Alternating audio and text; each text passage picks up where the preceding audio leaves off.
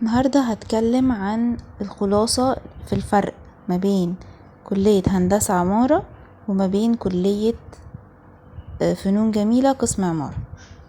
انا عارفة ان انا عاملة حلقة مطولة عن الموضوع ده، هحطلكوا اللينك في الديسكريبشن للي برضو ما شافهاش يشوفها ان هي بالتفصيل اكتر. لكن الحلقة دي انا عاملاها اختصارا للحلقة التانية في نقط سريعة ايه هي الفروق، وتابعونا وما تنسوش تدعمونا بلايك وسبسكرايب وتفعلوا زر الجرس عشان يوصلكم كل جديد معانا.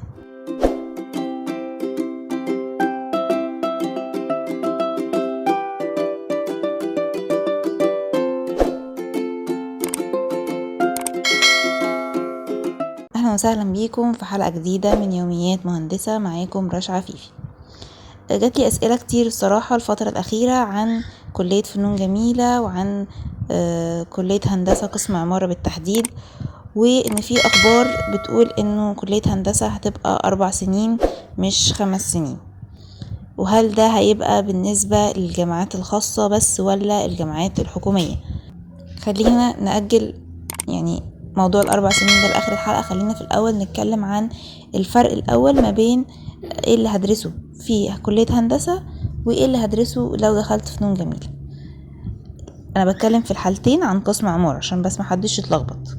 اوكي، كخريج مش هتفرق في أي حاجة في الشغل، عشان في ناس كتير بتسأل السؤال ده. مش هتفرق في الشغل. انا بشتغل في مكان، زميلتي اللي جنبي او زميلي اللي جنبي خريج هندسة القاهرة. طبعا انتوا اغلبكم عارف ان انا خريجة فنون جميلة قسم عمارة. زميلتي اللي قاعدة جنبي كلية هندسة القاهرة ما بتفرقش في ولا اي حاجة. تمام. زميلي اللي جنبي قاعد خريج اكاديمية بحرية عمارة، مش فارق في اي حاجة. خريج اي جامعة من الجامعات الخاصة، مش فارقة في اي حاجة يا جماعة. اي كلية قسم عمارة في الاخر بعد التخرج الحاجة الوحيدة اللي بتفرق اول ما بتخرج البرامج اللي انا بعرفها كمبيوتر ومدى خبرتي فيها. تمام. الريفت بقى مهم جدا يا جماعة. اماكن كتير بقت بتطلبه اساسي مش ادفانسد.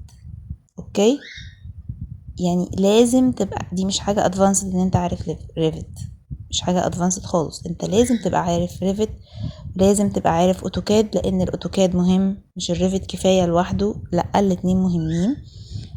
دول اقل يعني دول المينيمم بروجرامز اللي المفروض تبقى عارفهم: ريفت، اوتوكاد، فوتوشوب.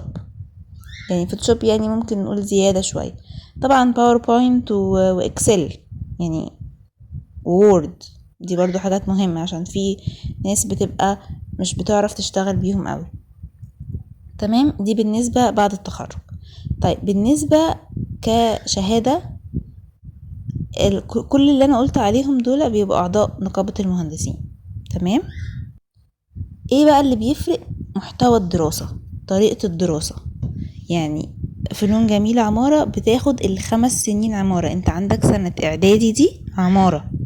هندسة لا، انت عندك اعدادي جنرال. بالنسبة بقى الموضوع انه هيبقوا 4 سنين هندسة مش 5 على مستوى الجامعات الخاصة، وان ال AUC 4 سنين وبياخدوا ماستر بعد كده عشان يعادلوا الجامعات الحكومية.